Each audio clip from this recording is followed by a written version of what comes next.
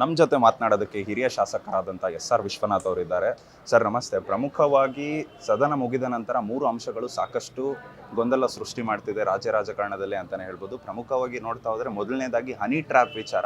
ಈ honey trap ವಿಚಾರದಲ್ಲಿ ಅಲ್ಲಿ ಸದನದೊಳಗೆ ರಾಜಣ್ಣ ಅವರು ಪ್ರಸ್ತಾಪ ಆಗಿ ಇಲ್ಲಿವರೆಗೂ 4 ದಿನ ಆದರೂ ಕೂಡ ದೂರು ನೀಡಿಲ್ಲ. ಇದ್ರ ಬಗ್ಗೆ ಏನು ಹೇಳ್ತೀರಾ?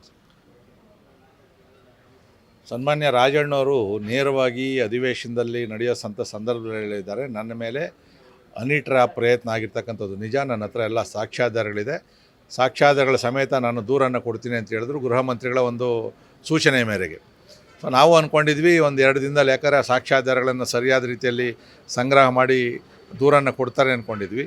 ಸೊ ಅವರ ಪುತ್ರರಾದಂಥ ರಾಜೇಂದ್ರ ಅವರು ಕೂಡ ಮುಖ್ಯಮಂತ್ರಿಗಳನ್ನು ಭೇಟಿ ಮಾಡಿ ಅಲ್ಲೂ ಕೂಡ ಅವ್ರು ಹೇಳಿದ್ರು ನಾವು ಮುಖ್ಯಮಂತ್ರಿಗಳ ಭೇಟಿ ಮಾಡಿದ್ವಿ, ಅವ್ರಿಗೆ ಪೊಲೀಸ್ ಕಂಪ್ಲೇಂಟ್ ಕೊಡು ಅಂತ ಹೇಳಿದ್ದಾರೆ, ನಾವು ಕೊಡ್ತೀವಿ ಅಂತೇಳಿ. ಆದರೆ ಇಲ್ಲಿಯವರೆಗೂ ಕೂಡ ಯಾಕೆ ತಡ ಮಾಡ್ತಾಯಿದ್ದಾರೆ ನಮ್ಗೆ ಕೂಡ ಅರ್ಥ ಆಗ್ತಾಯಿಲ್ಲ. ಬಹುಶಃ ಅವ್ರಿಗೆ ಕಾಂಗ್ರೆಸ್ನ ಹೈಕಮಾಂಡದ ಒತ್ತಡ ಇರ್ಬೋದು, ಇಲ್ಲ ಕಾಂಗ್ರೆಸ್ ಪಕ್ಷಕ್ಕೆ ಮುಜುಗರ ಆಗ್ತದೆ ಇದರಿಂದ ರಾಜ್ಯ ಮಟ್ಟದಲ್ಲೂ ರಾಷ್ಟ್ರ ಮಟ್ಟದಲ್ಲಿ. ಸೊ ಅದಕ್ಕೆ ಕಾಂಪ್ರಮೈಸ್ ಆಗಬೇಕು ಅಂತ ಏನಾದರೂ ಹುನ್ನಾರ ಆಗ್ತಾಯಿದೆಯೋ ಗೊತ್ತಿಲ್ಲ. ಆದರೆ ನನಗೆ ಗೊತ್ತಿರೋ ಹಾಗೆ ರಾಜಣ್ಣವ್ರ ಸ್ವಭಾವ ಆ ಥರದ್ದಲ್ಲ, ಅವ್ರು ಯಾವುದಕ್ಕೂ ಕಾಂಪ್ರಮೈಸ್ ಆಗೋದಿಲ್ಲ. ಮತ್ತು ಅವರು ಭಾಳ ಜವಾಬ್ದಾರಿಯಿಂದ ಹೇಳಿಕೆಯನ್ನು ಅಧಿವೇಶನದಲ್ಲೂ ಕೊಟ್ಟವ್ರೆ ಮತ್ತು ಹೊರಗಡೆನೂ ಕೊಟ್ಟವ್ರೆ. ಈಗೇನಾದರೂ ಅವ್ರು ಕೊಡಲಿಲ್ಲ ಅಂತ ಹೇಳಿದ್ರೆ ಅವ್ರಿಗೆಲ್ಲೋ ಒಂದು ಕಡೆ ಅವ್ರಿಗೆ ಒಂದು ರೀತಿಯಾದಂಥ ಕಪ್ಪು ಚುಕ್ಕೆ ಆಗ್ತದೆ ಅದರಲ್ಲಿ. ಅಂದರೆ ಇಟ್ಟಂಡ್ರನ್ನು ಮಾಡಿದ್ದಾರೆ ಅಂತೇಳಿ ಆಗ್ತದೆ. ಬಹುಶಃ ಅದು ಆಗಬಾರ್ದು ಅಂತ ಹೇಳಿದ್ರೆ ಅವ್ರ ಹತ್ರ ಏನು ದಾಖಲೆಗಳಿದೆಯೋ ಅದನ್ನು ಕೊಡಲಿ, ತನಿಖೆ ಆಗಲಿ. ಯಾರು ಅದು 3ನೇ ವ್ಯಕ್ತಿ ಮಾಡೋರು, ಪ್ರೈವೇಟ್ ಏಜೆನ್ಸಿಯವ್ರು ಮಾಡಿದಾರೋ ಯಾರು, ಯಾಕಂದರೆ ನಾಳೆ ಯಾವುದೇ ಶಾಸಕರಿಗೆ ಈ ಥರದ್ದು ಆಗಬಾರ್ದು, ಬ್ಲ್ಯಾಕ್ ಮೇಲ್ ಆಗಬಾರ್ದು ಅನ್ನೋ ದೃಷ್ಟಿಯಿಂದ ನಾವು ಹೋರಾಟವನ್ನು ಮಾಡಿದ್ದೀವಿ.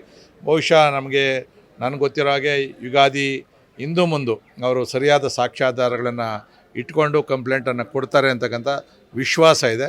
ಇದಕ್ಕೆ ಜೊತೆಯಲ್ಲಿ ನಾವು ನಾಳೆ BJPಯ ಒಂದು ನಿಯೋಗ ಹಿರಿಯ ಪೊಲೀಸ್ ಅಧಿಕಾರಿಗಳು ಕೂಡ ಹೋಗಿ ಒಂದು ಕಂಪ್ಲೇಂಟನ್ನು ಕೊಡ್ತಾ ಇದ್ವಿ. ಯಾಕಂದರೆ ಅಸೆಂಬ್ಲಿಯಲ್ಲಿ ಅವರು ನೇರವಾಗಿ ಹೇಳಿರೋದ್ರಿಂದ ಸಭಾಧ್ಯಕ್ಷರ ಸಮ್ಮುಖದಲ್ಲಿ ಮತ್ತು ಎಲ್ಲ ಶಾಸಕರ ಸಮ್ಮುಖದಲ್ಲಿ ಅವರು ಹೇಳಿರೋದ್ರಿಂದ, ಮತ್ತು ಗೃಹ ಸಚಿವರು ಸನ್ಮಾನ್ಯ ಮುಖ್ಯಮಂತ್ರಿಗಳು ಕೂಡ ಉನ್ನತ ಮಟ್ಟದ ತನಿಖೆಯನ್ನು ಮಾಡ್ತೀವಿ ಅಂತೇಳಿ ಈಗಾಗಲೇ ಘೋಷಣೆಯನ್ನು ಮಾಡಿರೋದ್ರಿಂದ ತನಿಖೆಯನ್ನು ಶುರು ಮಾಡಬೇಕು. ಕಂಪ್ಲೇಂಟ್ಗೆ ಏನು ಕಾಯುವಂಥ ಅವಶ್ಯಕತೆ ಇಲ್ಲ. ಯಾಕಂದರೆ ಸದನದಲ್ಲಿ ಹೇಳಿದ ಮೇಲೆ ಅದೇ ಕಂಪ್ಲೇಂಟ್ ಇದ್ದಂಗೆ. ಸೊ ಅದರ ಮೇಲೆ ಅವರು ಯಾರು ನೋಟಿಸ್ ಕೊಡಬೇಕು, ಸಂಬಂಧಪಟ್ಟವ್ರು ಸಮನ್ಸ್ ಮಾಡಿ ಅವರನ್ನು ತನಿಖೆಯನ್ನು ಮಾಡಬೇಕು ಅಂತೇಳಿ ನಾಳೆ ನಮ್ಮ ಕಡೆಯಿಂದ ನಾವು ದೂರನ್ನು ಕೂಡ ಕೊಡ್ತಾಯಿದ್ದೀವಿ. ಸರ್, ಒಂದು ವೇಳೆ ರಾಜಣ್ಣ ಅವ್ರು ಏನಾದರೂ ದೂರು ನೀಡದೆ ಹೋಗಿ ನೀವು ಹೇಳಿದಂತೆ ಹೈಕಮಾಂಡ್ನಲ್ಲಿ ಏನಾದರೂ ಕಾಂಪ್ರಮೈಸ್ ಆದರೆ ವಿರೋಧ ಪಕ್ಷದವರಾಗಿ ನಿಮ್ಮ ಸ್ಟ್ಯಾಂಡ್ ಏನಿರುತ್ತೆ? ಯಾಕಂದರೆ ಸದನದೊಳಗೆ ಮೊದಲನೇದಾಗಿ ಯತ್ನಾಳ್ ಅವರೇ ಈ ವಿಚಾರವನ್ನು ಪ್ರಸ್ತಾಪ ಮಾಡೋದಂಥವ್ರು. ಅದಕ್ಕೆ ನಾಳೆ ನಾವು ಪೊಲೀಸಿಗೆ ಹೋಗಿ ಹಿರಿಯ ಅಧಿಕಾರಿಗಳಿಗೆ ನಾವು ಕಂಪ್ಲೇಂಟನ್ನು ಕೊಡ್ತಾ ಇದ್ದೀವಿ. ಮತ್ತು ಈ ವಿಚಾರದಲ್ಲಿ ಸುಪ್ರೀಂ ಕೋರ್ಟಲ್ಲೂ ಕೂಡ PIL ಲಾಡ್ಜ್ ಆಗಿದೆ. ಕೋರ್ಟು ಕೂಡ ಅದನ್ನು ಅಕ್ಸೆಪ್ಟ್ ಮಾಡಿ ಇದನ್ನು ಮಾಡ್ತಾ ಇದ್ದಾರೆ. ಸೊ ಇವರು ಸುಪ್ರೀಂ ಕೋರ್ಟ್ ಏನಾದರೂ ನಾಳೆ ತನಿಖೆಯನ್ನು ಮಾಡಿ ಅಂತ ಹೇಳಿದ್ರೆ ರಾಜ್ಯ ಸರ್ಕಾರಕ್ಕೆ ಏನು ಕಾಯೋದಿಲ್ಲ, ಇವ್ರಿಗೆ ಅವಮಾನ ಆಗ್ತದೆ. ಸುಪ್ರೀಂ ಕೋರ್ಟ್ ಆದೇಶಕ್ಕೆ ಮೊದಲೇ ನೀವೇ ತನಿಖೆಗೆ ಆದೇಶವನ್ನು ಕೊಟ್ಟರೆ ನಿಮ್ಮ ಗೌರವ ಉಳಿತದೆ.